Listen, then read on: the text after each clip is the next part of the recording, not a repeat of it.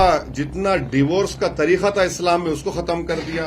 इसको फोर्स नहीं किया जाएगा सिटीजन के ऊपर, और उस तरह का कोड सिर्फ उन लोगों पर लागू होगा जो डिक्लेरेशन देंगे कि हम उसको मानने को तैयार हैं। कि बरखिलाफ काम करेगा तो उसको फाइन भी मिलेगा और उसकी जेल भी होगी। ये क्या है ये कि आपने तो इसको यूसीसी बोल दिया। ये यूसीसी नहीं है, यूसीसी पूरे देश के लिए होता है। पब्लिक को मालूम नहीं उस रिपोर्ट में क्या लिखा, जनता को पता नहीं कि उन्होंने क्या असेस किया।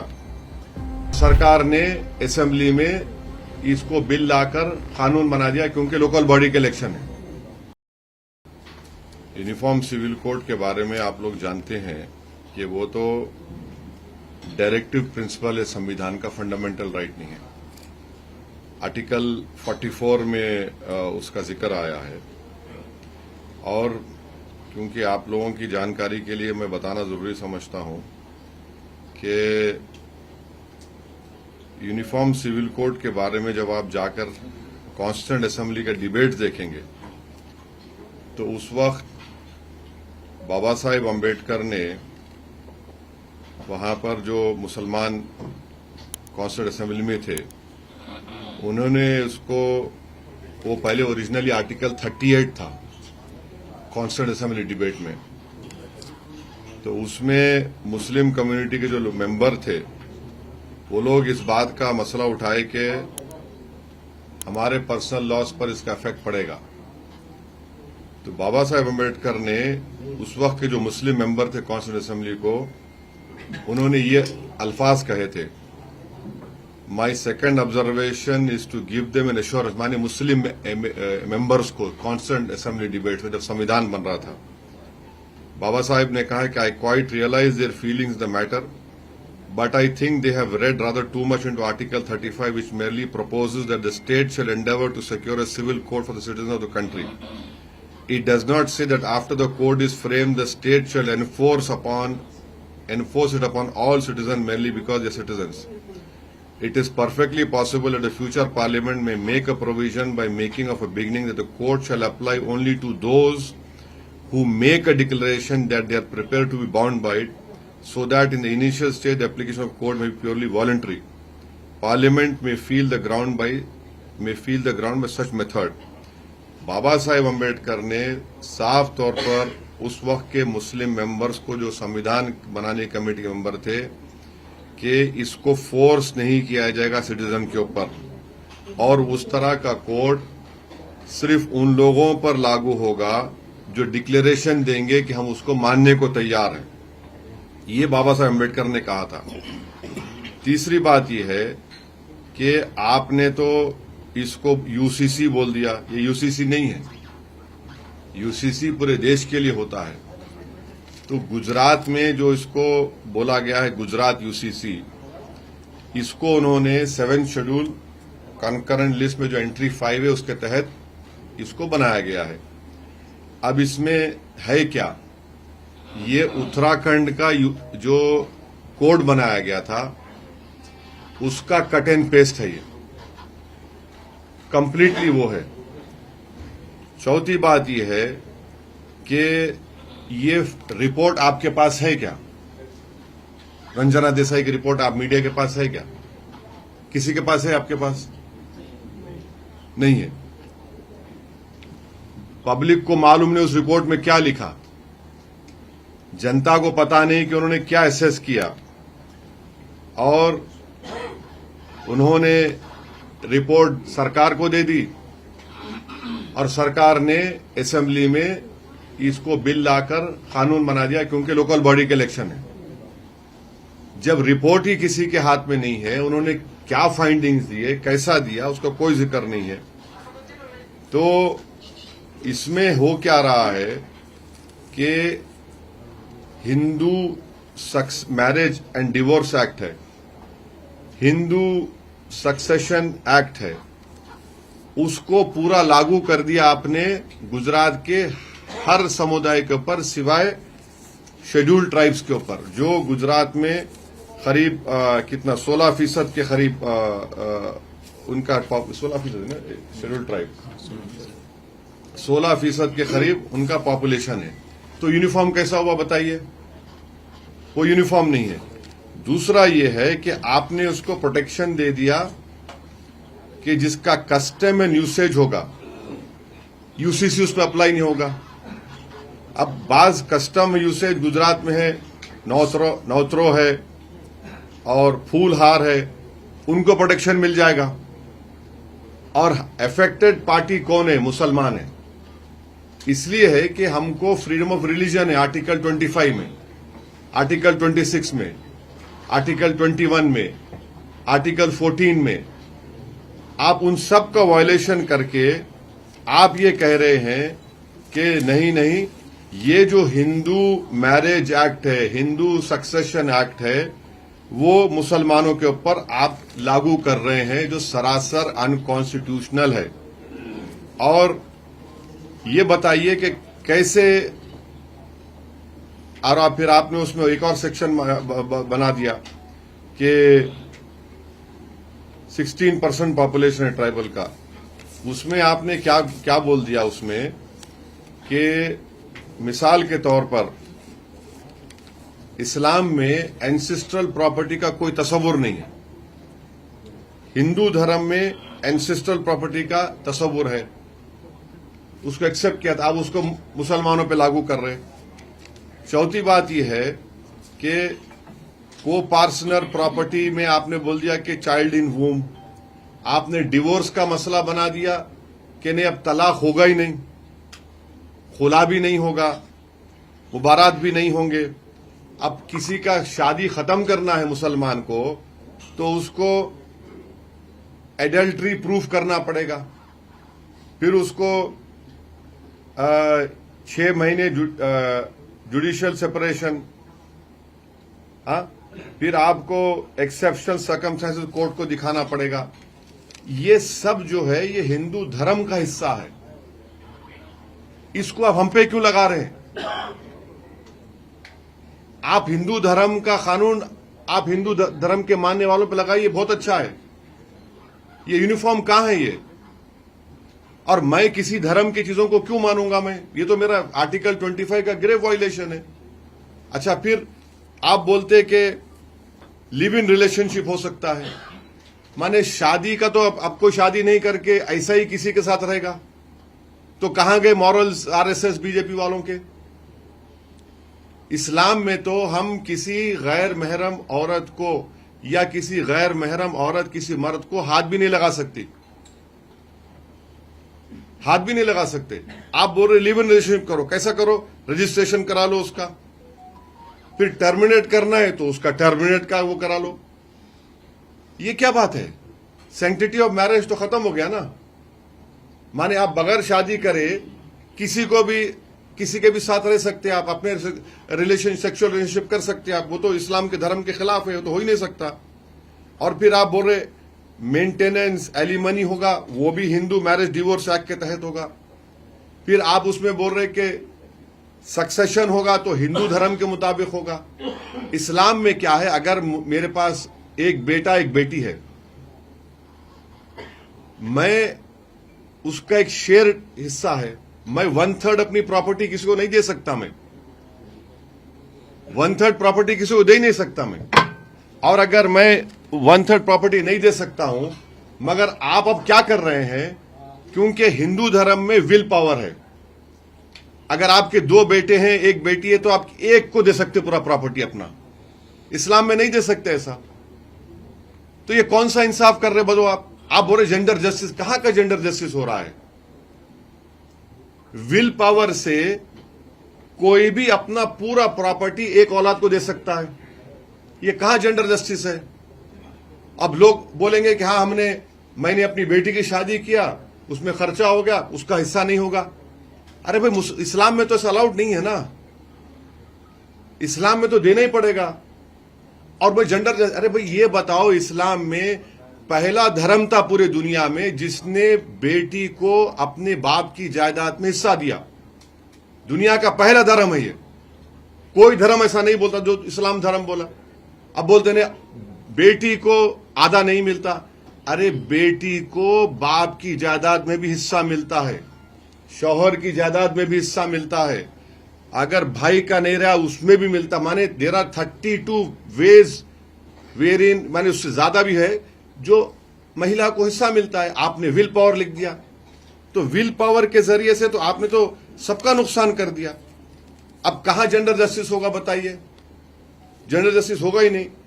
और ये प्रॉपर्टी राइट्स जो इस्लाम में है उसको आप ये बोलते हैं कि जेंडर बायस नहीं, जेंडर बायस नहीं है उसमें, बिल्कुल जेंडर बायस नहीं है।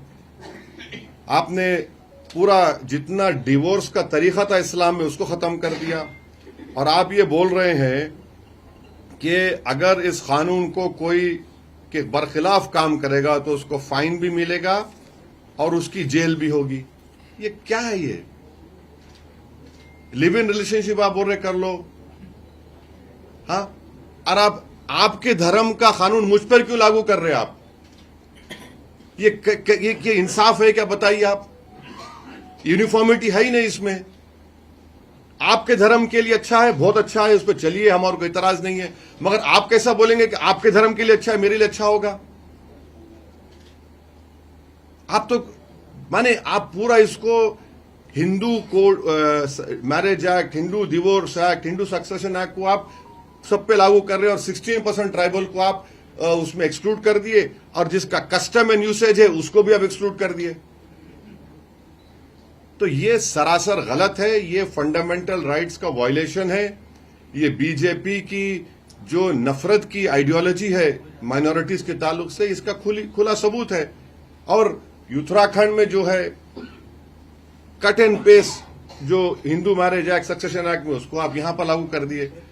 तीसरी बात यह है कि यूसीसी के ताल्लुक से इंडियन सक्सेशन एक्ट है, सेकुलर एक्ट है, आप अपना लो उसको। एडॉप्शन एक्ट है, अपना लो उसको आप। स्पेशल मैरिज एक्ट है, अपना लो उसको आप। मगर आप उसको छोड़ दे के ये सब चीजों को आप लेके मुसलमानों पे लगा रहे। मकसद एक ही है कि मुसलमान अपनी रिलीजियस आइडेंटिटी को खत्म कर दें, उनका कोई रिलीजन से ताल्लुक ना हो। अरे भाई, मेरी शादी आग के 7 फेरों से या फूल माला से शादी नहीं होती मेरे पास, क्योंकि कुरान में लिखा गया है कि खुतबा होगा, विटनेस होगा, उसके बाद मियां बीवी हस्बैंड एंड वाइफ बनते हो लोग।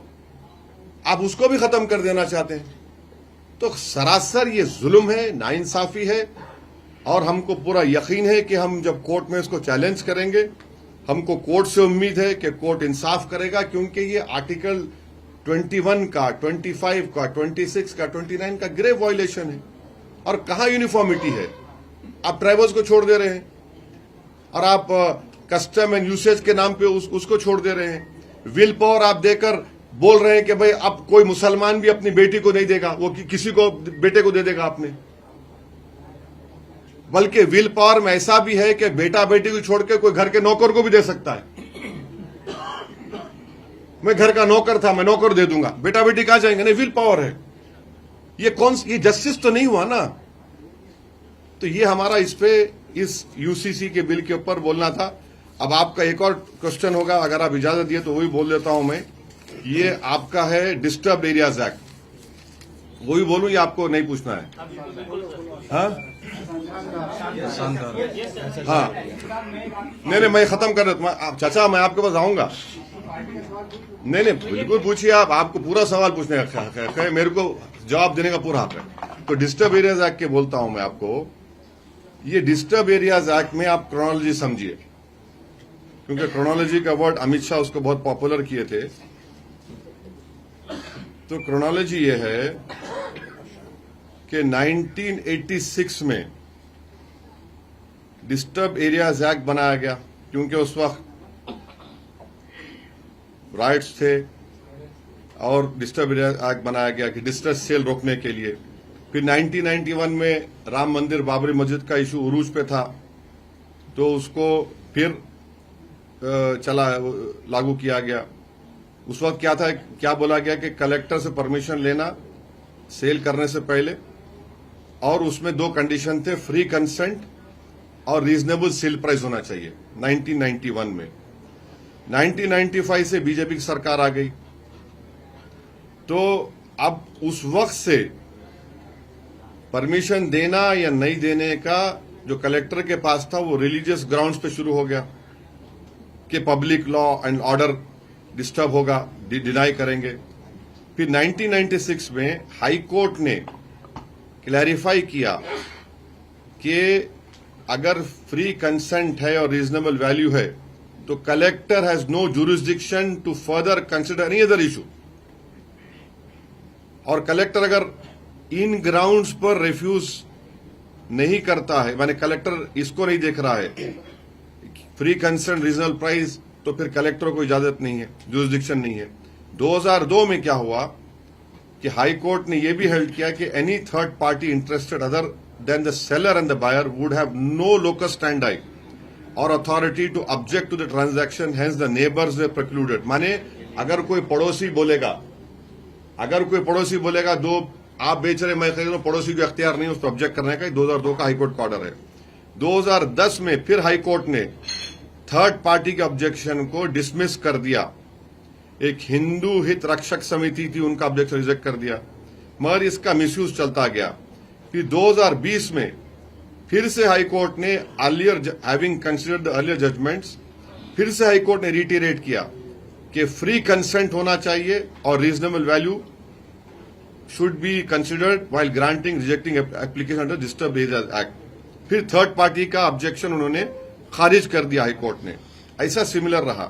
अब 2020 में ये इनके हाईकोर्ट की जजमेंट पसंद नहीं आई बीजेपी सरकार को, उन्होंने एक अमेंडमेंट किया, क्या कि उसको फिर हाईकोर्ट में चैलेंज किया गया और उसको क्या हुआ, ये अमेंडमेंट को स्टे मिल गया था। तो 2026 में बीजेपी की सरकार ने एक नया उसमें शगुफा छोड़ दिया कि एग्रीव पर्सन होगा। अरे भाई, एग्रीव पर्सन तो अब कोई भी हो जाएगा, अब तो सिर्फ मुसलमान नहीं है। मिसाल के तौर पर कोई रूलिंग पार्टी के आदमी को हफ्ता नहीं मिला तो बोला मैं एग्रीव पर्सन हो गया। ये तो सबको कमीशन हो जाएगा। तो आपने तो कमीशन लेने का तो लीगलाइज कर दिया तरीका बीजेपी ने, एग्रीव पर्सन हो जाएगा। और उसमें क्या किया, कम्युनल टेंशन और likelihood of disturbance of law and order due to communal tension. इसका मतलब क्या है बताओ, डेफिनेशन क्या है? कम्युनल टेंशन और likelihood of disturbance of law and order, इसका डेफिनेशन क्या है? इसका डेफिनेशन एक ही है कि मुसलमान अपनी जायदाद को बेच नहीं सकेगा, ना किसका खरीद सकेगा हिंदू का। और बॉर्डर एरियाज होगा वहां पर बोलेंगे नहीं ये कम्युनल टेंशन होगा। तो हमारा मानना यह है कि अर्लियर हाई कोर्ट के जो जजमेंट्स है उसकी नजर में ये सब के सब जो बनाया गया है अनकॉन्स्टिट्यूशनल है, इलीगल है और ये एक मैलिशियस इंटेंशन से पुराने हाई कोर्ट के जजमेंट्स को ओवररूल करने के लिए इस तरह का कानून बनाया गया है। और ये थर्ड पार्टी का जो एग्रीव्ड पर्सन बनाया गया है, इसमें बीजेपी के बड़े बड़े नेताओं को, कॉरपोरेटर को और आरएसएस के ऑर्गेनाइजेशन को एक फ्री हैंड दिया जाएगा कि आप बस जाकर ट्रांजैक्शन को रुका दो और ऑब्जेक्शन करते रहो। ये इसका क्रोनोलॉजी है। अब आपको लास्ट में इतना बताऊंगा मैं, ये अहमदाबाद में वेस्टर्न अहमदाबाद है, एसजी हाईवे है, वहां पर कुछ होगा वो तो सिंगापुर की तरह नजर आता है वहां पे। अब कहां पर प्रॉब्लम होगा? जुहापुरा में होगा, कालूपुर में होगा, दरियापुर, पलाडी, नवरंगपुरा, जमालपुर, खानपुर, जुहापुरा, वटवा में होगा। तो ये बनाया गया इसलिए सिर्फ और सिर्फ के यहां पर तकलीफ पहुंचाओ। ये हमारा मानना है।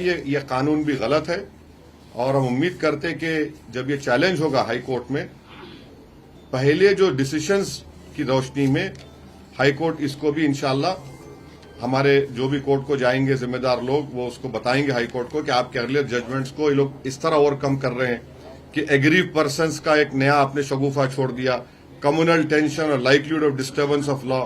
ये क्या है भाई? और फिर आखिरी बात ये है, हम बीजेपी सरकार से पूछना चाह रहे हैं, आप तो बड़ा पीसफुल स्टेट बोलते हैं इसको, तो ये तो पीसफुल स्टेट नहीं है। अगर पीसफुल स्टेट होता तो तुमको कानून बनाने की जरूरत ही नहीं पड़ती। पीसफुल स्टेट नहीं है फिर ये। और फिर आप बोल रहे यूनिफॉर्म सिविल कोड। हाँ, यहां पर आप हिंदू कानून को मुसलमानों पे लागू कर रहे हैं और आप ये बोल रहे हैं कि हिंदू मुसलमान की प्रॉपर्टी नहीं खरीद सकता, ना मुसलमान हिंदू खरीद सकता। कितना कॉन्ट्रडिक्शन है देखो आप।